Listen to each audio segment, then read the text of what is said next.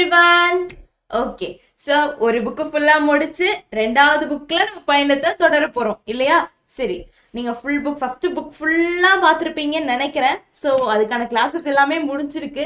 So பார்க்கலனாலும் miss பண்ணாமல் பார்த்துருங்க. So பார்த்துருந்தீங்கன்னாலும் ஆல் தி பெஸ்ட். செகண்ட் புக்குக்காக நம்ம பயணம் தொடர போகுது. ஸோ இந்த வால்யூம் 2ல் நம்ம யோசிச்சுட்டு இருப்போம், இன்க்ளூடிங் என்னோட மென்டாலிட்டியும் சரி, ஸோ ரொம்ப கஷ்டம் அப்படின்னு சொல்லிட்டு. ஸோ அப்படியெல்லாம் கிடையவே கிடையாதுங்க. என்ன வித்தியாசம்னா ஃபர்ஸ்ட் வால்யூமை விட இந்த வால்யூம் ரொம்ப ரொம்ப ஈஸி. ஒத்துக்க முடியுமா உங்களால? என்னால கூட ஒத்துக்க கஷ்டமா தான் இருக்கு. ஒன்றும் இல்லைங்க, அதுல கூட சில கான்செப்ட்ஸ் நம்ம மைண்ட்ல வச்சுக்கணும். இதுல ஜஸ்ட் ஃபார்முலாஸ் மட்டும் தாங்க. இந்த ரெண்டாவது வால்யூம் பொறுத்த வரைக்கும் ஃபுல் அண்ட் ஃபுல் ஃபார்முலாஸ் மட்டும்தான். ஸோ ஃபார்முலாஸ் தெரிஞ்சாவே நம்ம டிஃபரன்சியேஷன், இன்டகிரேஷன் எல்லாத்தையுமே அடிச்சிடலாம். அவ்வளோதாங்க, புரிஞ்சுதா? ஸோ அதனால ஃபார்முலாஸ் மட்டும் தெளிவாக தெரிஞ்சாவே போதும். ஸோ அதுக்காக தான் உங்களுக்கு இந்த வகை நுண்கணிதத்தின் பயன்பாடுகள் அப்படிங்கக்கூடிய அத்தியாயத்தோட சில பேசிக் கான்செப்ட்ஸ், சில அடிப்படை கருத்துக்களோட உங்களை சந்திச்சிருக்கேன். சரிங்களா? சோ இந்த வீடியோவை நீங்க மிஸ் பண்ணாம பாருங்க. இது சில அடிப்படை கருத்துக்கள், அதாவது அத்தியாயம் 7 வகை நுண்கணிதத்தின் பயன்பாடுகள். அத்தியாயம் 7ஓட என்னதுங்க, இது ஒரு சில அடிப்படை கருத்துக்கள், பேசிக்ஸ். சரிங்களா? சோ இது தெரிஞ்சுட்டு நீங்க உள்ள போனீங்கன்னா ரொம்ப எளிமையா இருக்குங்க. உள்ள இருக்கக்கூடிய கணக்குகள் எல்லாமே. புரிஞ்சுதா? சரி வாங்க, ஃபர்ஸ்ட் நம்ம அடிப்படை கருத்துக்கள் பார்க்கலாம்.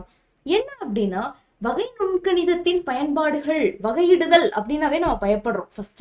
ஸோ அது பயத்தை ஃபர்ஸ்ட் நம்ம போக்கணும். நான் 11th டிஃபரன்சியேஷனவே ஒமிட் பண்ணிட்டேன், வகையிடுதல் நான் தொடவே இல்லை. 11ஆம் வகுப்புல நான் வகையிடுதல் பார்க்கவே இல்லை. பார்க்காம போய் பரீட்சையில பாஸ் பண்ணிட்டு வந்துட்டேன். 12வதுலயே என்ன பார்க்க சொல்றீங்க? எனக்கு அது பிடிக்கல, கஷ்டமா இருக்கு.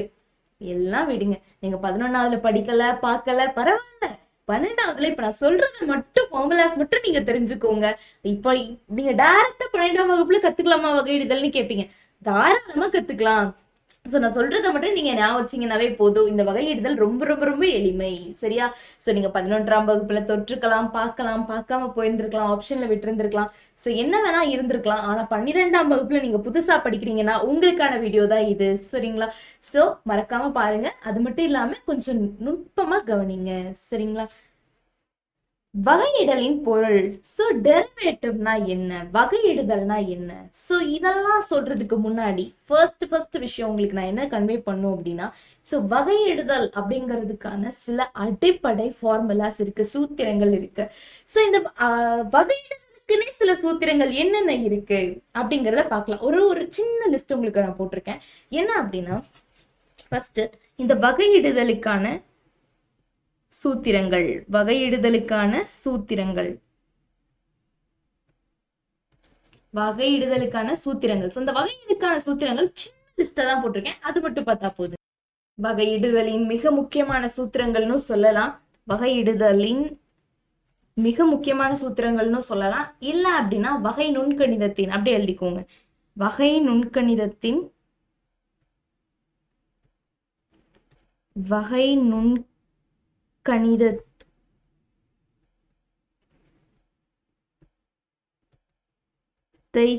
சார்ந்த, வகை நுண்கணிதத்தை சார்ந்த மிக முக்கியமான சூத்திரங்கள், மிக முக்கியமான சூத்திரங்கள்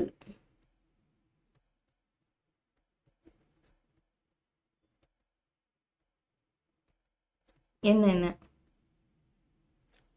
வகை நுண்கணிதத்தை சார்ந்த மிக முக்கியமான சூத்திரங்கள் என்னென்ன அப்படின்னு பார்க்க போறோம்.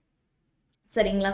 ஸோ ஃபர்ஸ்ட் என்ன அப்படின்னா, ரொம்ப ரொம்ப ரொம்ப எளிமைதான். ஃபர்ஸ்ட் எடுத்தோடனே ஒய்ன்னு ஒன்று இருக்கு. சரிங்களா?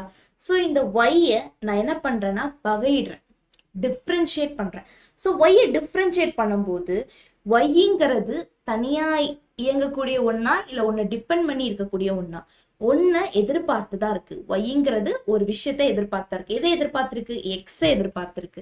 ஒய்ங்கிறது எக்ஸை டிபெண்ட் பண்ணி தான் இருக்கு. அப்போ இதனுடைய வகையிடுதல் எப்படி இருக்கும்னா டிஒய் பை டிஎக்ஸ்ன்னு இருக்கும். இதனுடைய வகையிடுதல் எப்படி இருக்கும்? Dy by dx. ஏன்? ஒய்ங்கிறது எக்ஸை பொறுத்து தான் இயங்கும். அதனால y is depend of x அப்படின்னு கூட சொல்லலாம்.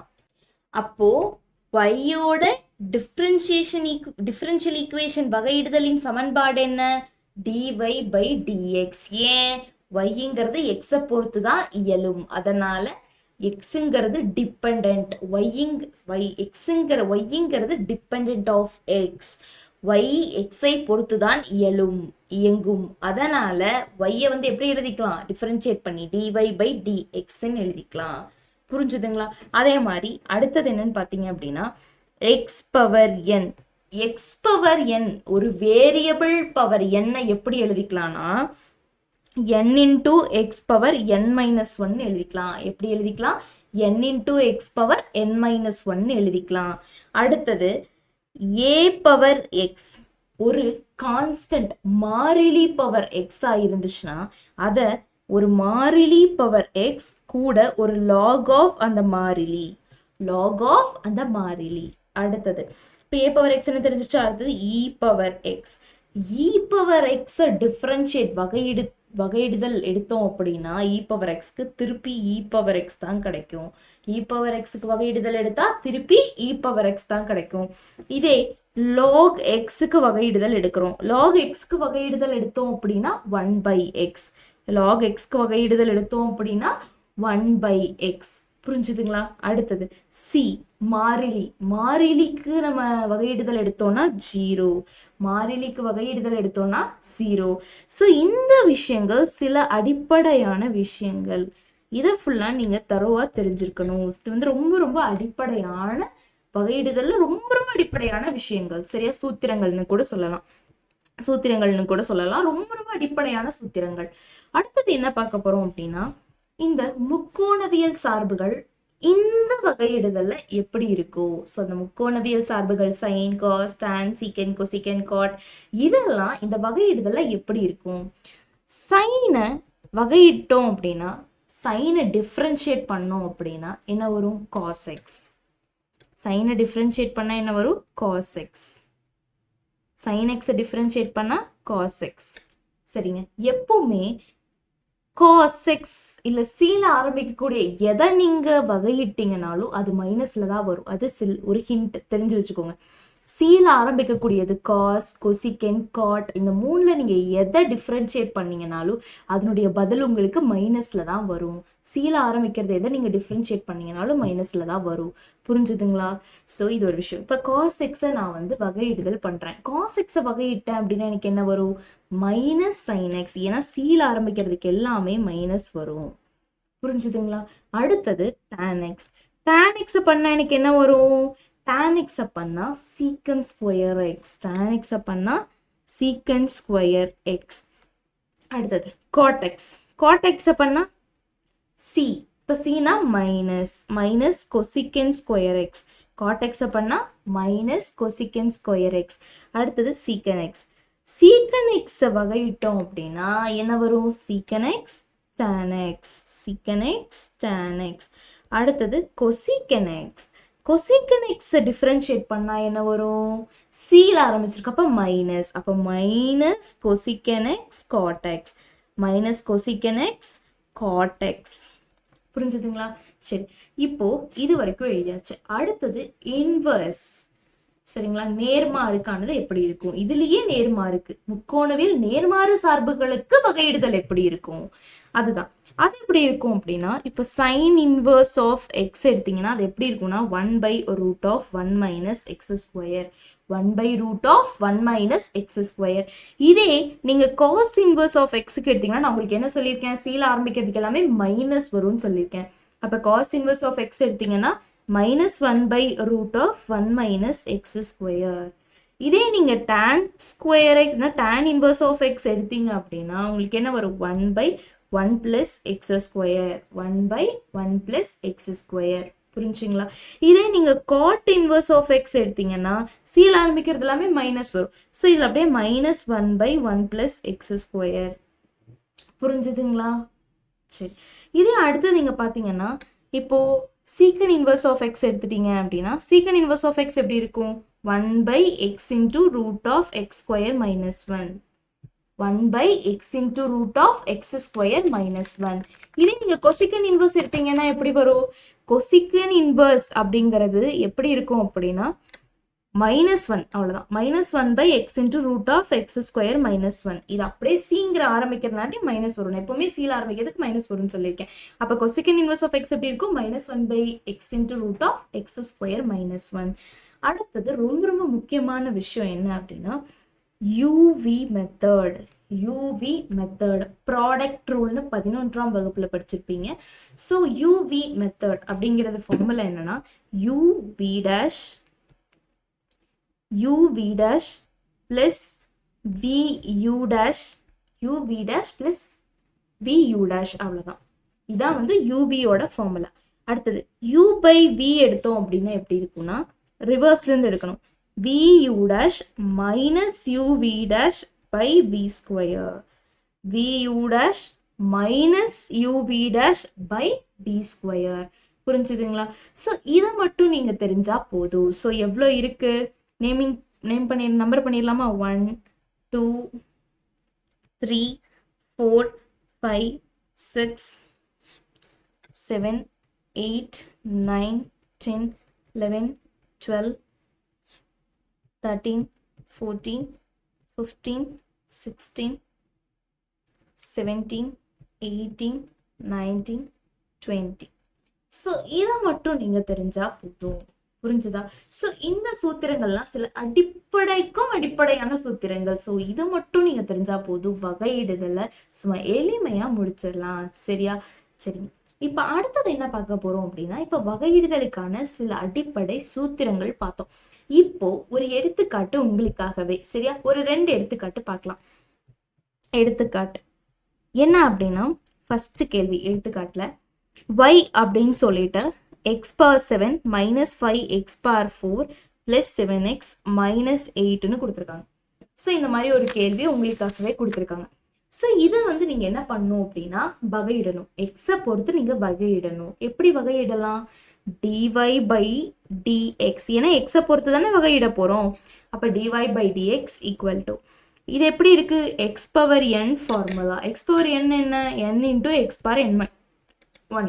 n into x power n minus 1. நான் முன்னாடி சூத்திரத்துல மிக அடிப்படையான சூத்திரங்கள்ல சொன்னேன். x power n எப்படி எடுக்கலாம்? n into x power n minus 1 சொன்னேன். ஸோ அதான் இங்க பயன்படுத்துறோம். அப்படி பயன்படுத்துறோம்னா என்ன வரும்? x power 7 into x power 7 minus 1 6. அதே மாதிரி இங்க பாருங்க x கூட இருக்கு. அப்ப x power 4 கெழு. அந்த கெழுக்களை எல்லாம் அப்படியே தான் எழுதிடணும். அது எதுவும் பண்ணக்கூடாது. அந்த கெழுக்களை நம்ம எதுவுமே பண்ணக்கூடாது. அப்படியே எழுதிடணும். இப்போ x power 4 எப்படி எழுதிக்கலாம்? இதே மாதிரி தானே x power 4. அப்போ 4 into x power 4 minus 1 3. புரிஞ்சுங்களா? அடுத்தது பிளஸ் எக்ஸினுடைய கெழுவை அப்படி எழுதிடலாம். எக்ஸை பண்ணோம் அப்படின்னா என்ன வரும்? x power 1 இருக்கிறதா அர்த்தம். அப்போ 1 into x power 1 minus 1 0. இப்போ x power 0. x power 0னா anything power 0 1. அப்போ 1 தான் இல்லையா? ஸோ அப்போ 1. மாறிலியை பண்ணோம்னா 0. So plus 0. மாறிலி எப்பவுமே வகையிட்டோம்னா 0. சரி, இப்போ என்ன இருக்கும்? 7x power 6 5 4s are 20 minus 20x cube plus 7. அவ்வளோதான். புரிஞ்சுதுங்களா? சரி, இதே மாதிரி ரெண்டாவது எடுத்துக்காட்டு ஒன்று பார்க்கலாம். என்ன அப்படின்னா y equal to 7x cube minus 11 sin x plus tan x minus 8x plus 1. இந்த மாதிரி ஒரு சமன்பாடு கொடுத்துருக்காங்க. இதை வந்து வகையிட சொல்லியிருக்காங்க. எக்ஸை பொறுத்து தான் வகையிடணும். ஸோ எப்படி வகையிடலாம்? y பண்ணோம் அப்படின்னா dy எதை பொறுத்து? எக்ஸை பொறுத்து. இப்போ எக்ஸ் இப்போ எக்ஸ் கியூபோட கெழுக்களை அப்படி எழுதிக்கலாம். இப்போ எக்ஸ் கியூபை பண்ணோம்னா 3x power 3 minus 1 2 இல்லையா? அடுத்தது இந்த -11 அப்படியே போட்டுக்கலாம். sin x sin x பண்ணோம்னா cos x. sin x வகையிட்டோம்னா cos x இல்லையா? So cos x. அடுத்தது tan x tan x வகையிட்டோம்னா secant square x. tan x வகையிட்டோம் அப்படின்னா என்ன வரும்? secant square x இருக்கா? So secant square x plus secant square x minus 8 into x வகையிட்டோம்னா 1. ஏன்னா x பொறுத்து தானே பண்றோம். அப்போ ஒரே மாதிரி இருந்தா 1. ஸோ 1. மாறிலியை பண்ணா 0. அப்ப என்ன வரும் உங்களுக்கு? 7 3s are 21. 21x square minus 11 cos x minus 11 cos x. அடுத்தது plus secant square x -8 அவ்வளோதான். ஸோ இதான் வந்து dy by dx. புரிஞ்சுங்களா? ஸோ இதெல்லாம் உங்களுக்கான எடுத்துக்காட்டுகள். சரியா? ஸோ எப்படி பண்றதுன்னு தெரிஞ்சுதா? ஸோ இப்படியெல்லாம் தான் வகையிடுதல் பயன்படுதுங்கிறது தெரிஞ்சுதா? சரிங்க. அடுத்தது என்ன பார்க்க போறோம் அப்படின்னா, ஒரு ரெண்டா பிரிக்கிறோம். ஒரு ரெண்டு டைப்பா பிரிக்கிறோம். ஒரு ரெண்டு பகுதி, இது முதற் பகுதி, இது இரண்டாம் பகுதி. ஸோ எதெல்லாம் முதற் பகுதிக்குள்ள வரும், எதெல்லாம் இரண்டாம் பகுதிக்குள்ள வரும்னு உங்களுக்கு நான் சொல்றேன். ஒரு ஹிண்ட், வகையிடுதலுக்காகவே ஒரு ஹிண்ட். சரியா? ஸோ என்ன அப்படின்னா, இந்த முதல் பகுதியில வர்றது என்னன்னா y = sin x. இதுல வர்றது வந்து y = sin 7x. ஒன்றும் இல்லை. ஸோ இப்போ இந்த y-யை நீங்க x-ஐ பொறுத்து வகையிடுறீங்க. அப்ப என்ன வரும்? dy by dx. sin x பண்ணா cos x, sin x பண்ணா cos x. இதெல்லாம் வந்து முதல் பகுதியில வந்துடும். இந்த மாதிரி பண்றதெல்லாம். இரண்டாம் பகுதியில வர்றது இங்க பாருங்க, y = sin x இருந்தா நம்ம cos x மாத்திடலாம். ஆனா sin 7x இருக்கு. அப்ப sin 7x தனியா சூத்திரங்கள் படிச்சிருக்கோமா? கிடையாது. sin x-க்கு தான் நம்ம படிச்சிருக்கோம் இல்லையா? சோ அப்போ இந்த 7x-ஐ நீங்க எப்படி ட்ரீட் பண்ணிக்கிறீங்கன்னா x-ஆ ட்ரீட் பண்ணிக்கோங்க. அந்த 7x-ஐ நம்ம எப்படி ட்ரீட் பண்ணிக்க போறோம்? x-ஆ ட்ரீட் பண்ணிக்க போறோம். அப்போ y-ஐ பொறுத்து பண்ணோம் அப்படின்னா, y-ஐ x-ஐ பொறுத்து பண்ணோம் அப்படின்னா என்ன வரும்? dy by dx = sin x. இப்ப பாக்குறதுக்கு உங்களுக்கு எப்படி? sin x மாதிரி தான். அப்ப sin x-ஐ பண்ணோம்னா என்ன? cos x. சரி, அப்ப cos x-க்கு பதிலா நம்ம என்ன வச்சிருக்கோம்? 7x. இப்ப 7x into இப்போ அந்த என்ன ட்ரீட் பண்ணியிருக்கோம், x-க்கு பதிலா என்ன வச்சிருக்கோமோ அதைய தனியா எடுத்து எழுதி அதையும் ஒரு தடவை நம்ம டிஃபரன்ஷியேட் பண்ணணும், வகையிடணும். அப்ப இதை பண்ணோம்னா என்ன வரும்? x கூட இருக்கிற கெழு அப்படியே வந்துரும். x-ஐ பண்ணோம்னா x-ஐ பொறுத்து பண்ணோம்னா ஒரே மாதிரி இருந்தா 1ன்னு சொல்லியிருக்கேன். மதிப்பு 1. அப்ப 7 × 1 7. அப்ப அதை இது கூட பெருக்கணும். புரிஞ்சுதா? எப்பவுமே நம்ம எதை வச்சு ட்ரீட் பண்றோமோ அதை எடுத்து அதை வகையிட்டு அந்த பதில் கூட பெருக்கணும். புரிஞ்சுதுங்களா? சரி, இப்போ cos 7x × 7 7 cos 7x. புரிஞ்சுதுங்களா? சோ இதுதான். இதே மாதிரி இன்னொரு எடுத்துக்காட்டு பார்க்கலாம், அதே இரண்டாம் பகுதியில. சரிங்களா? இப்போ y = cos square x ன்னு எடுத்துக்கோங்க, இல்லைன்னா y = cos square 3x ன்னு எடுத்துக்கோங்க. இது எப்படி வகையிடலாம்? y = cos square 3x. இதை எப்படி வகையிடலாம்? சரி, இப்போ cos square 3x-ஐ cos 3x the whole square ன்னு எடுத்துக்கலாமா? அப்போ y = cos 3x the whole square எடுத்தாச்சு. இப்போ இதை வகையிட போறோம். y-ஐ வகையிட்டோம்னா dy by dx. ஆனா நம்ம இப்ப என்ன பொறுத்து பண்றோம்? x-ஐ பொறுத்து தான் பண்றோம். அப்ப இதை ஃபுல்லா x-ஆ ஞாபகம் வச்சுக்கோங்க. அப்ப ஒன்னும் இல்ல, இங்க 3x இருக்கா? ஒரு இது ஃபுல்லா x-ன்னு வச்சுக்கோங்க. இப்ப x² பண்ணா 2 × x n - 1. ஸோ இதை ஃபுல்லாத்தையும் x-ன்னு வச்சிட்டீங்கன்னா என்ன வரும்? x² பண்ணீங்கன்னா 2 × x 2 - 1 1ன்னு வந்துடும். அப்ப 2 × x-ங்கிறது என்னதான் வச்சிருக்கீங்க? cos 3x 2 - 1 1 into. இப்போ நீ x-ஐ எதை ட்ரீட் பண்ணியோ அதை தனியா எடுத்து போட்டு அதை தனியா நீ என்ன பண்ணணும்? நீ எதை x-ன்னு வச்சியோ அதை தனியா எடுத்து அதை நீங்க டிஃபரன்ஷியேட் பண்ணி இது கூட பெருக்கணும் இல்லையா? ஸோ இப்போ தனியா இதை வகையிட்டீங்கன்னா என்ன ஒரு cos 3x வகையிட்டோம்னா இப்போ நீ இதை மட்டும் x-ன்னு வச்சுக்கணும், ஏன்னா cos 3x-க்கு தெரியாது. அப்போ இப்போ மறுபடியும் அதுலயும் இதை x-ஆ ட்ரீட் பண்றேன். 3x நீ என்னவா ட்ரீட் பண்ற? x-ஆ ட்ரீட் பண்ற. அப்ப cos x-ஐ பண்ணேன்னா உனக்கு என்ன வரும்? -sin x. cos x-ஐ பண்ணினா -sin x-க்கு பதிலா என்ன? 3x. அப்போ -sin 3x. சரியா? சரி, இப்போ -sin 3x. இப்போ திருப்பி நீ x ட்ரீட் பண்ணிருக்க. எதை x ட்ரீட் பண்ணிருக்க? 3x x ட்ரீட் பண்ணிருக்க. இப்போ திருப்பி நீ இதை என்ன பண்ணணும்? டிஃபரன்ஷியேட் பண்ணணும். அப்போ எது வரைக்கும் நீ ட்ரீட் பண்ணிட்டே வரியோ அது வரைக்கும் நீ டிஃபரன்ஷியேட் பண்ணிட்டே வரணும். ட்ரீட் பண்றதை எப்ப நிறுத்துறியோ அப்பதான் உன்னோட இது முடியும். சரியா? இப்போ 3x-ஓட கெழு 3. ஸோ அதை அப்படியே எழுதிப்பேன். x-ஐ பொறுத்து dx-ஐ x-ஐ பொறுத்து பண்ணா இது ரெண்டும் ஒரே மாதிரி இருக்கு. அப்போ 1. அப்போ 3 தான் வரும். ஸோ அப்போ × 3. புரிஞ்சுதா? சரி, இப்போ எப்படி எழுதிக்கலாம்? 2 3s are 6 cos 3x -6 cos 3x sin 3x. அவ்வளவுதான். புரிஞ்சுதா? சந்தேகம் ஏதாவது இருக்கா? சரி, அடுத்தது போலாமா? சரி, இப்போ போதுமா எடுத்துக்காட்டு? இன்னும் ஏதாவது பண்ணலாமா? போதுமா? சரி, இன்னும் ஒரே ஒரு எடுத்துக்காட்டு பண்ணலாம். இப்போ y equal to x square sin two x sin எக்ஸ்ன்னு இருக்கு. இன்னொன்று y equal to x square by sin எக்ஸ்ன்னு இருக்கு. இந்த மாதிரி ரெண்டு எடுத்துக்கோங்க. சரியா? சரி, இந்த மாதிரி ரெண்டு எடுத்தாச்சு. இதை நீங்கள் வகையிடணும். எப்படி வகையிடுவீங்க? இதை யூன்னு வச்சுக்கோங்க, இதை வின்னு வச்சுக்கோங்க. இதை யூன்னு வச்சுக்கோங்க, இதை வின்னு வச்சுக்கோங்க. இப்போ யூவிக்கான சூத்திரம் உங்களுக்கு தெரியும் இல்லையா? ஸோ இப்போ uv equal to uv dash plus v u dash. தெரியுமா தெரியாதா? தெரியும். இப்போ ஒய்யை பொறுத்து பண்ணீங்கன்னா dy by dx equal to u என்ன எக்ஸ் ஸ்கொயர், வி டேஷ் என்ன விங்கிறது என்ன சைன் எக்ஸ். சைன் எக்ஸ் நீங்க வகையிட்டீங்கன்னா டிஃபரன்ஷியேட் பண்ணீங்கன்னா என்ன வரும்? காஸ் எக்ஸ் பிளஸ் வி அப்படி எழுதிடணும். வி என்ன சைன் எக்ஸ், அதை அப்படி எழுதிடணும். யூ டேஷ் யூவை நீங்க டிஃபரன்ஷியேட் பண்ணீங்கன்னா என்ன வரும்? எக்ஸ் ஸ்கொயரை டிஃபரன்ஷியேட் பண்ணா 2x பார் 2 மைனஸ் 1. அப்போ 2x பார் 1 2xன்னு எழுதிக்கலாம் இல்லையா? So 2x. அப்போ என்ன வரும்? X square cos x plus 2x sin x வருமா? அவ்வளோதான். இதுதான் dy by dx. சரிங்களா? சரி, இப்போ y equal to u by v இருக்கு. u by v மெத்தட் என்ன?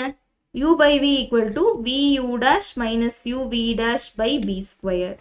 v u dash minus u v dash by v square. So இப்போ v என்ன? sin x. u dash என்ன? uங்கிறது x ஸ்கொயர். அப்போ u dashனா 2x minus uங்கிறது என்ன? x square. v dash என்ன? vங்கிறது என்ன? sin x. sin x பண்ணோம்னா cos x இல்லையா? So cos x by v ஸ்கொயருங்கிறது என்ன? sin x the whole square. sin x the whole ஸ்கொயர்னாலும் sin ஸ்கொயர் எக்ஸ்னாலும் ஒன்று தான் இல்லையா? ஸோ இப்போ sin ஸ்கொயர் எக்ஸ்ன்னு எழுதிக்கலாம். சரிங்களா? சரி, இப்போ 2 sin x into x 2x sin x minus x square cos x by sin square x. அவ்வளோதான். புரிஞ்சுதுங்களா? ஸோ இதுதான் dy by dx. ஸோ ஒய்யை பொறுத்து பண்ணுறங்காட்டி எக்ஸை பொறுத்து பண்ணுறங்காட்டி dy by எக்ஸை பொறுத்தானே பண்ணுறோம். இப்போ dy by dx. புரிஞ்சுதுங்களா? ஏதாவது சந்தேகம் இருக்கா? ஸோ இப்போ u by v method uv method ரெண்டுமே எப்படி பயன்படுத்தணுங்கிறது உங்களுக்கு புரிஞ்சிருக்கும்னு நினைக்கிறேன். புரிஞ்சிருக்கா? சரி, அடுத்தது போலாமா? சரிங்க, அடுத்தது என்ன பார்க்க போறோம் அப்படின்னா, இப்போ இது வரைக்கும் பார்த்தாச்சு.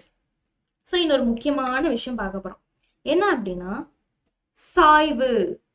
கேள்விப்பட்டிருக்கீங்களா? 10ஆம் வகுப்புல இருந்து நம்ம படிச்சுட்டு வந்திருப்போம். சாய்வு அப்படிங்கிறது ஒன்றும் இல்லைங்க, சாய்வு மாறுபடு வீதம் ரெண்டும் பார்க்க போறோம். சாய்வு மாறுபடு வீதம் முதல் டாபிக் சாய்வு, அப்புறம் மாறுபடு வீதம். சரி, என்ன அப்படின்னு பார்க்கலாம். சாய்வுனா என்ன? ஒன்றும் இல்லை, நம்ம இப்படி நிற்கிறோம், நேராக நிற்கிறோம். இந்த பக்கம் ஒரு திண்டோ செவரோ இருக்கு, அதில் இப்படி சாஞ்சிட்டு ஒய்யாரமாக நிற்கிறோம். ஆனால் நம்மளுடைய கால் இங்கே தான் இருக்கும். ஆனால் நம்ம சாஞ்சிட்டு இப்படி ஒய்யாரமாக அதை பிடிச்சிட்டு நிற்போம் இல்லையா? ஸோ அப்போ அதை இப்படி பிடிச்சிட்டு நிற்கிறதுக்கு பேர் என்ன? நம்ம கால் இங்கே இருக்கும், நம்ம பிடிச்சிட்டு நிற்போம். அப்போ அந்த செவருக்கோ இல்லை அந்த பலகைக்கோ இல்லை ஏதோ அந்த இடத்துல இருக்குன்னு வைங்க. ஒன்றும் இல்லை, இப்படி எடுத்துக்கோங்க. இது ஒரு ரோடு. அந்த ரோட்ல இப்படி ஒரு பலகை இருக்கு, பலகையோ செவரோ இருக்கு. அதில் நம்ம போய் எப்படி நிற்கிறோம்? இப்போ இப்படி இருக்குன்னு வைங்க. இது போய் நான் இப்படி சாஞ்சுக்கிட்டு நிற்கிறேன். நான் நிற்கிறேன் இந்த மாதிரி. அப்போ இந்த ரோட்டுக்கும் இந்த செவுத்துக்கும் நான் நிற்கிறக்கும் உள்ள இதுதான் வந்து சாய்வு. இதுல அப்படியே நான் சாஞ்சுக்கிட்டு நிற்கிறேன். அப்ப எனக்கும் இந்த செவுத்துக்கும் நடுவுல இருக்கக்கூடிய அந்த கோணம் தான் சாய்வு. புரிஞ்சுதுங்களா? இதத்தான் ஸ்லோப் ஆங்கிலத்துல சொல்லுவாங்க, சாய்வுன்னு தமிழ்ல சொல்லுவாங்க. உண்மையில ஒரு நல்ல ஒரு எடுத்துக்காட்டு அப்படின்னா ஏணி. ஒரு செவுத்துல ஏணி அப்படி வச்சுட்டீங்க. அப்போ அந்த ஏணி சறுக்கிக்கிட்டு போனா ஒன்னா அந்த ஏணி அப்படியே சறுக்கிட்டே வந்து கீழே விழுந்துரும். இந்த பக்கம் நகர்த்திட்டே வந்தோம்னா மேலே ஏறும் ஏணி. ஸோ அதுவும் ஒரு சாய்வுக்கான மிகச்சிறந்த எடுத்துக்காட்டு. சரிங்களா? சரி, இப்ப சாய்வு அப்படிங்கறத நம்ம பார்க்க போறோம். இப்படி ஒரு அச்சு எடுத்துக்கோங்க. இது எக்ஸ் அச்சு, இது ஒய் அச்சு. ஸோ இந்த மாதிரி ஒரு கோடு ஆதி வழியா பாஸ் ஆகுது, ஆதி புள்ளி வழியா பாஸ் ஆகுது. ஸோ இந்த எக்ஸ் அச்சிலிருந்து இப்படி மேல போகக்கூடிய கோணத்தை தான் என்னன்னு சொல்றோம்னா ஸ்லோப். சாய்வுன்னு சொல்றோம். ஸோ இப்படி போகக்கூடிய இந்த கோணத்தை தான் நம்ம என்னன்னு சொல்றோம்? சாய்வு. ஸோ அப்போ இந்த கோணம் தான் சாய்வு. அப்ப இந்த கோணம் தான் சாய்வு. ஸோ இந்த கோணம் தான் சாய்வு. புரிஞ்சுதுங்களா? சரி, இப்போ இன்னும் தெளிவா சொல்லணும்னா, இப்போ இந்த இடத்துல சாய்வு நான் ஒண்ணுன்னு எடுத்துக்கிறேன். சாய்வை நான் என்னன்னு எடுத்துக்கிறேன்? ஒன்றுன்னு எடுத்துக்கிறேன்.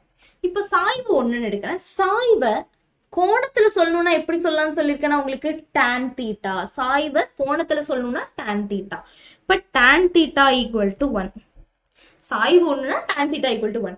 அப்ப தீட்டா எப்ப tan எப்போ ஒன்னா இருக்கும்? 45 π/4 45 டிகிரி. அப்ப தீட்டா எப்படி இருக்கும்? 45 டிகிரி. சோ இந்த மாதிரி சொல்லலாம். இப்ப எப்படி சாய்வு ஒன்னா இருக்கும் நீங்க நம்பலாம்? சாய்வும் இந்த tan தீட்டாவும் சமமா?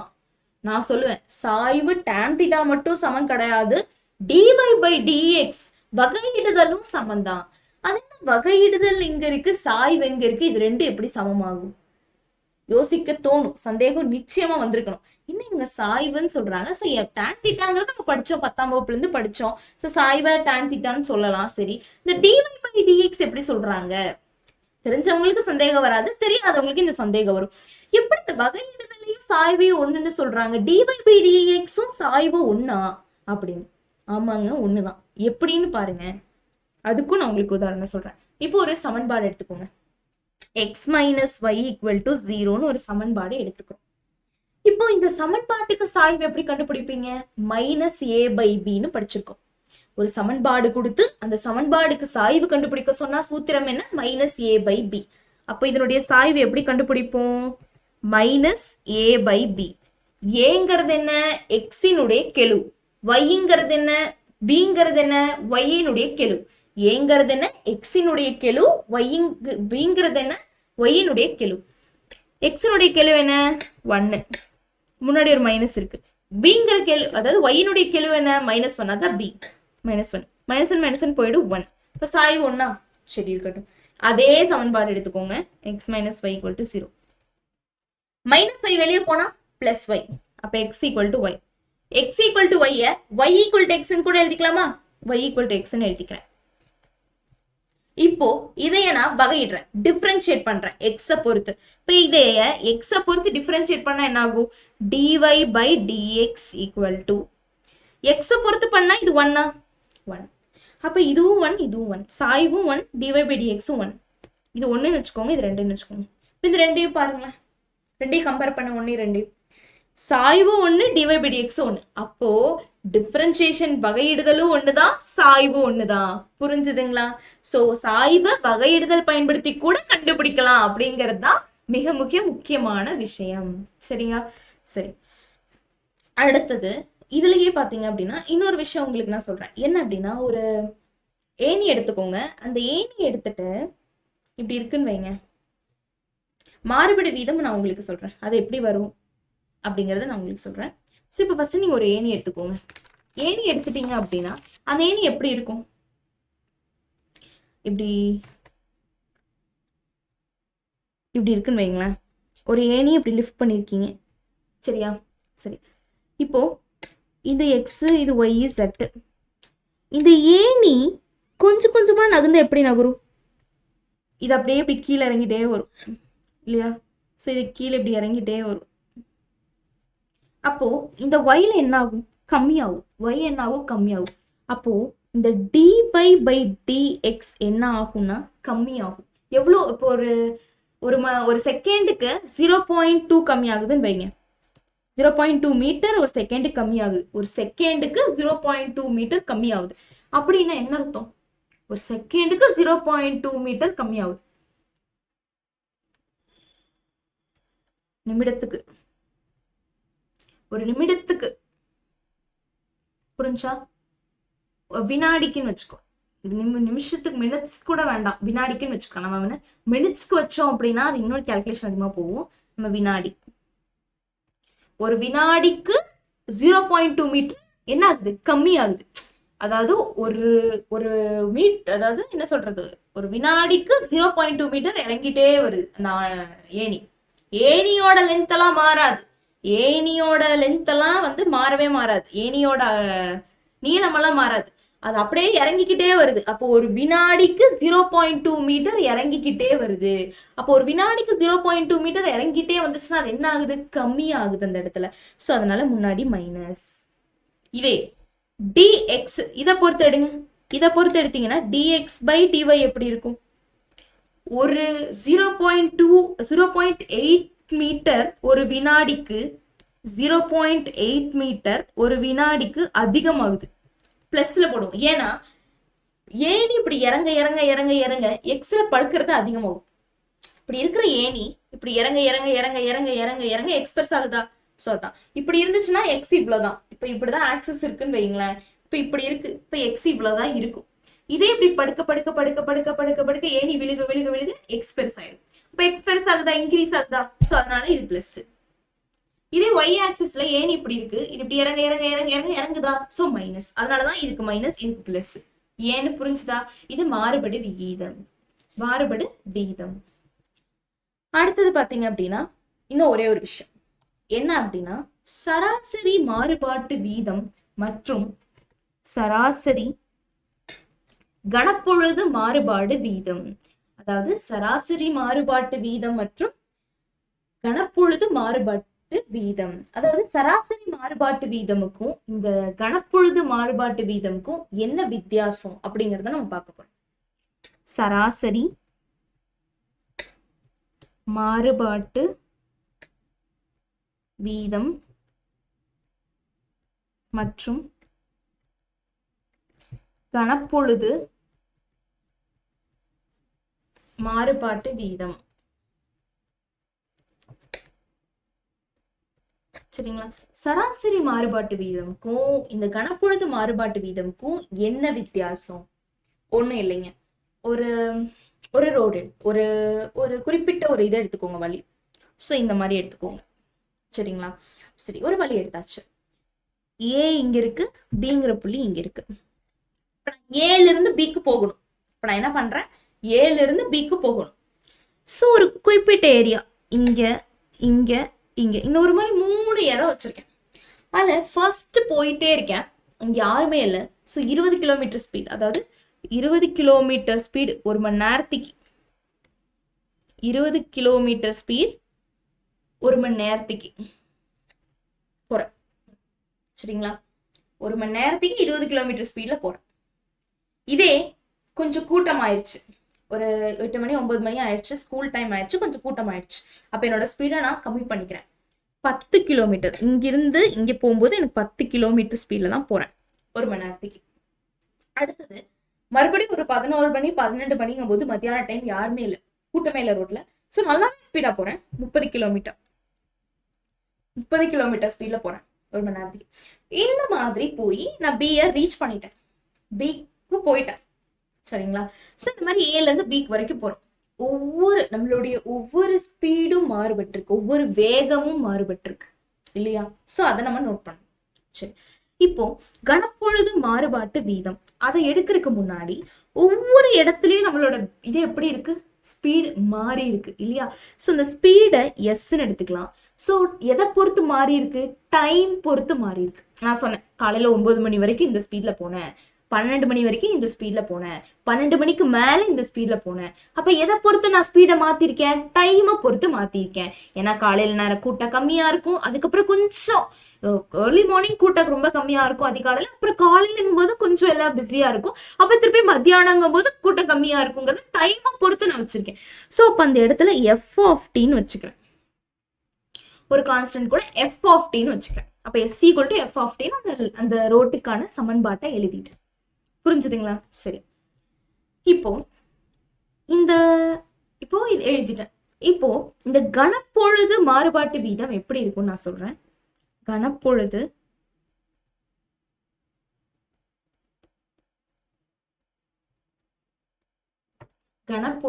மாறுபாட்டு வீதம் எப்படி இருக்கும்? கணப்பொழுது மாறுபாட்டு வீதம் அப்படிங்கிறது அப்படின்னா என்னன்னா, ஒவ்வொரு நிமிஷத்துக்கு நிமிஷம் எப்படி மாறுதுங்கிறது. இதே சராசரி மாறுபாட்டு வீதம்னா ஒவ்வொரு மொத்தமா ஒரு ஆவரேஜ். இப்போ பாத்தீங்கன்னு வைங்களேன், கணப்பொழுதுனா இப்போ நீங்க வந்து ஒரு தமிழ்ல ஒரு 97 மதிப்பெண், ஆங்கிலத்துல ஒரு 88 மதிப்பெண், கணிதத்துல ஒரு 100 மதிப்பெண், ஆங்க அறிவியல்ல ஒரு 100, சமூக அறிவியல்ல ஒரு 98, இந்த மாதிரி ஒரு மதிப்பெண்கள் எடுத்திருக்கீங்க. சரிங்களா? சோ இந்த மாதிரி உங்களோட மதிப்பெண்களை தனித்தனியா எடுக்கிறது வந்து இந்த கணப்பொழுது மாறுபாட்டு வீதம். இதே சராசரி மாறுபாட்டு வீதம்னா உங்களோட 5 மதிப்பெண்களையும் கூட்டி உங்களுக்கான மொத்த சராசரி வீதம் பாக்குறது தான் சராசரி மாறுபாட்டு வீதம், ஆவரேஜ் பாக்குறது. ஆங்கிலத்தை சொல்லணும்னா, உங்களுக்கு புரியுற மாதிரி சொல்லணும்னா ஆவரேஜ் பாக்குறது. அப்போ ஒவ்வொரு மதிப்பெண்களையும் தனித்தனியா பாக்குறது என்னது? கணப்பொழுது மாறுபாட்டு வீதம். ஒவ்வொரு சப்ஜெக்டா பாக்குறது. மொத்தமா அந்த சப்ஜெக்டையும் பார்த்து ஆவரேஜ் கண்டுபிடிக்கிறது என்ன? சராசரி மாறுபாட்டு வீதம். புரிஞ்சுதுங்களா? சரி, இப்போ கணப்பொழுது மாறுபாட்டு வீதம் எப்படி இருக்கும்? அது எப்படி இருக்கும்னா, ஒரு குறிப்பிட்ட நேரத்துக்கு எடுத்துக்கணும். ஒரு குறிப்பிட்ட நேரம், இப்ப இந்த டைம்ல இருந்து இந்த டைம் போனேன். சோ அந்த நேரம் நான் சீன் எடுத்துக்கிறேன். அப்ப நான் இந்த இடத்துல டி என்னன்னு எடுத்துக்கிறேன், சீன் எடுத்துக்கிறேன். அப்படி இருந்துச்சுன்னா நான் அதை எப்படி எடுத்து போனேன்? இந்த எஸ்ங்கிறத எப்படி எடுத்திருக்கேன்? எஸ்ங்கிறது எஃப் ஆஃப் டி. அப்போ எஸ் ஆஃப் டீன்னு தான் வரணும் இந்த இடத்துல. அப்ப எஸ் ஆஃப் டீய நான் எப்படி எடுத்துப்பேன்? டீக்கு பதிலாக எனக்கு என்ன? சி. அப்ப எஸ் ஆஃப் சின்னு எடுத்துப்பேன். அப்ப இதை நான் எப்படி எடுத்துப்பேன்? S of c.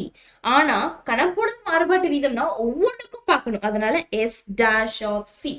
புரிஞ்சுதா? சோ ஒவ்வொன்றுக்கும் பாக்குறங்காட்டி எஸ் டேஷ் ஆஃப் சி. புரிஞ்சுதா? சரி, இப்ப கணப்பொழுது மாறுபாட்டு வீதம் முடிஞ்சு. அடுத்தது என்ன பார்க்க போறோம்னா சராசரி மாறுபாட்டு வீதம். சராசரி மாறுபாட்டு வீதம். சராசரி மாறுபாட்டு வீதம் எப்படி இருக்கும்? சராசரி மாறுபாட்டு வீதம் அப்படிங்கிறது ஒரு இடத்துல இருந்து இன்னொரு இடத்துக்கு போகக்கூடிய அந்த தொலைவு பை ஒரு இடத்திலிருந்து இன்னொரு இடத்துக்கு போகக்கூடிய நேரம், டைம். புரிஞ்சுதா? சோ அதுதான் வந்து என்னன்னு சொல்றாங்க சராசரி மாறுபாட்டு வீதம்னு சொல்றாங்க. ஒரு இடத்துல இருந்து இன்னொரு இடத்துக்கு போகக்கூடிய அந்த தொலைவு எப்படி இருக்கும்? ஒண்ணு இல்லைங்க, இந்த இடத்துல இருக்கும்போது ஏன்னு வச்சுக்கோங்க, இந்த இடத்துல பின்னு வச்சுக்கோங்க, நான் போன தொலைவு. அப்போ ஏங்கிறது 6 மணிக்கு கிளம்பி ஒரு 6:30 மணிக்கு போறேன்னு வைங்களேன். 6 மணிக்கு கிளம்பி சாயங்காலம் ஒரு 6 மணிக்கு கிளம்பி ஒரு 6:30 மணிக்கு போறேன். சும்மா ஒரு எடுத்துக்காட்டுக்கு வச்சுக்கோங்க. 6 மணிக்கு கிளம்பி 6:30 மணிக்கு போறேன்னா 6:30ல இருந்து 6 கழிச்சா நான் எவ்வளவு நேரம் அந்த நடுவுல வித்தியாசம் வந்திருக்கு நான் கண்டுபிடிக்க முடியும் இல்லையா? அப்ப அதுல இருந்து ஆவரேஜ் சராசரி மாறுபட்ட வீதம் நான் எப்படி கண்டுபிடிக்க முடியும்? ஒரு 6:30ல இருந்து 6:30 இருந்து 6 மைனஸ் பண்ணாதான் எனக்கு 1/2 மணி நேரம் வித்தியாசம் கிடைக்கும் இல்லையா?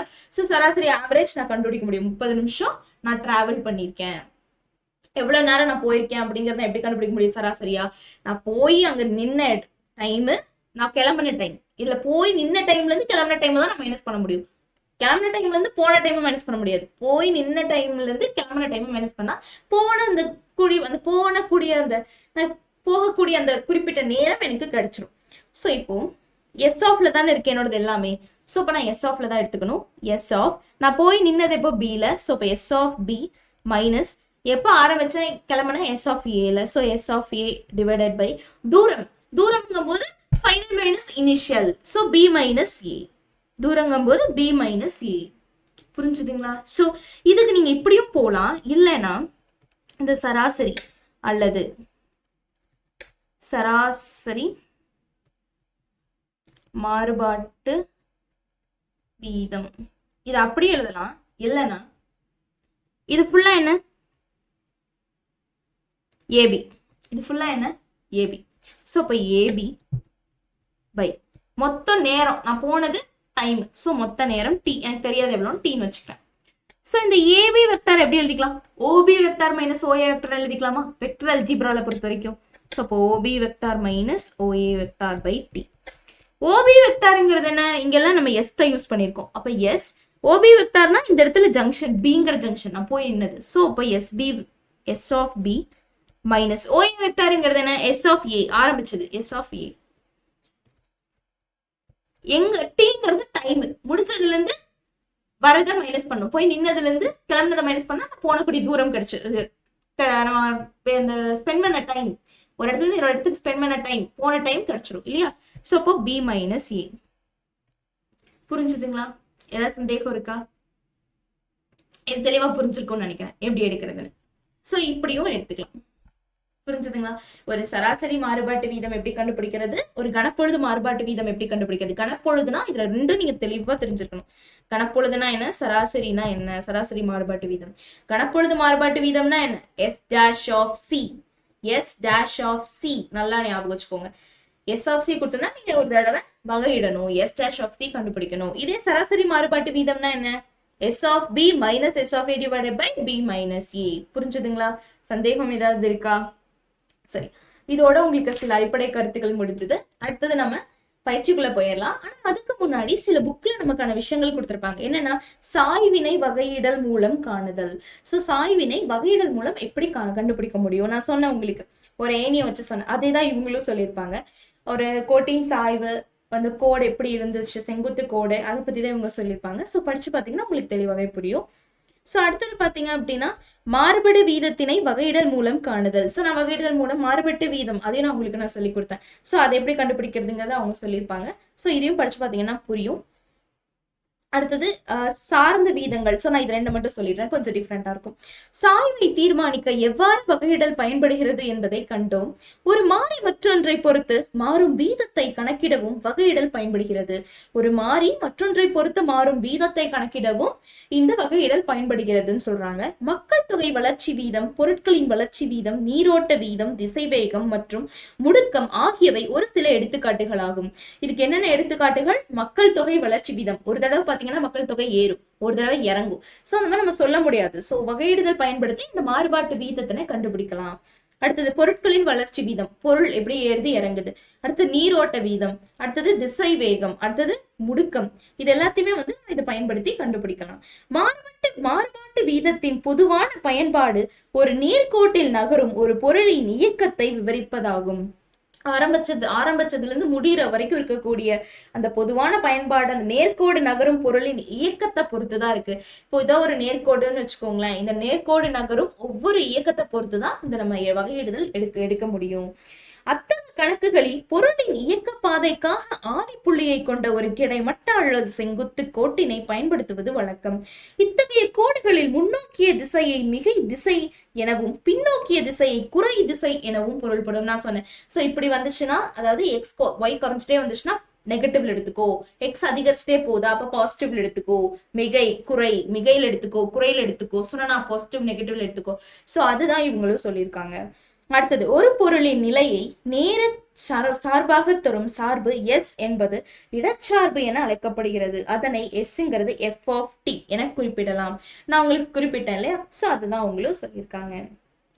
அடுத்தது v of t, velocity அப்படிங்கறத ds by dtன்னு சொல்லுவோம். முடுக்கம்னா என்ன? ஆக்சிலரேஷன் a of t எப்படி சொல்லலாம்? dv by dt. velocityனா திசை வேகம், வெலாசிட்டினா என்ன? திசை வேகம். முடுக்கம்னா ஆக்சிலரேஷன், அது எப்படி சொல்லணும்னா a of t, dv by dt. dv by dt னா dv, v என்ன? d into v என்ன? ds by dt. இப்ப d into d, d square s by dt. இதுல ஒரு dt இருக்கு, இங்க ஒரு dt இருக்கு. அப்ப dt into dt, dt square. புரிஞ்சுதா? சோ இதுதான் முடுக்கம் a of t. புரிஞ்சுதா? சந்தேகம் ஏதாவது இருக்கா? அடுத்தது சார்ந்த வீதங்கள் எப்படி இருக்கும்? சார்ந்த வீத கணக்குகளில் குறைந்தது 2 அளவுகளாவது மாற்றத்தக்கதாக அமையும். மேலும் தேவையான அனைத்து அளவைகளும் கொடுக்கப்பட்ட நிலையில் ஏதேனும் ஒன்றின் மாறுபாட்டு வீதத்தினை நாம் கணக்கிட வேண்டும். எடுத்துக்காட்டாக, இருவேறு திசையில் பயணிக்கும் இரு வாகனங்கள் விலகி போகும் வேகத்தினை அவற்றின் நிலை திசை வேகங்கள் அறிந்திருந்தால் கணக்கிடலாம். நான் உங்களுக்கு சொன்னேன், ஒரு இடத்துல இருந்து இன்னொரு இடத்துக்கு போறோம், அந்த வாகனங்கள் ஸ்பீடு இல்லையா? சோ அதை வச்சு கூட நம்ம கண்டுபிடிக்கலாம். சோ அததான் சொல்லியிருக்காங்க. சோ இதோட உங்களுக்கான இதெல்லாம் முடிஞ்சிச்சுங்க. ஸோ சில அடிப்படை கருத்துக்கள்லாம் முடிஞ்சிச்சு. உங்களுக்கு நான் புரிஞ்சிருக்கும்னு நினைக்கிறேன். ஸோ புரியலைனாலும் ஒரு தடவைக்கு 2 தடவை பாருங்க. ஏதாவது சந்தேகம் இருந்தால் கட்டாயம் நீங்க கேட்கலாம், சரிங்களா? ஸோ ஏதாவது சந்தேகம் இருந்தா கேளுங்க, புரியலைன்னா கேளுங்க. ஸோ புரியாம பாத்துறாதீங்க, கொஞ்சம் நல்லா தெளிவா பார்த்துக்கோங்க. இதுதான் சில அடிப்படை கருத்துக்கள். 7.1க்குள்ள போகணும்னா இதெல்லாம் தெரிஞ்சிருக்கணும். நிச்சயமா தெரியாம உள்ள வந்தோன்னா நமக்கு எதுவும் புரியாதுங்க. ஸோ அதனால கொஞ்சம் பார்த்துட்டு வாங்க, சரியா? ஸோ இதோட அடிப்படை கருத்துக்கள் முடிஞ்சது. அடுத்த வீடியோ எடுத்துக்காட்டோட உங்களை சந்திப்பேன், சரியா?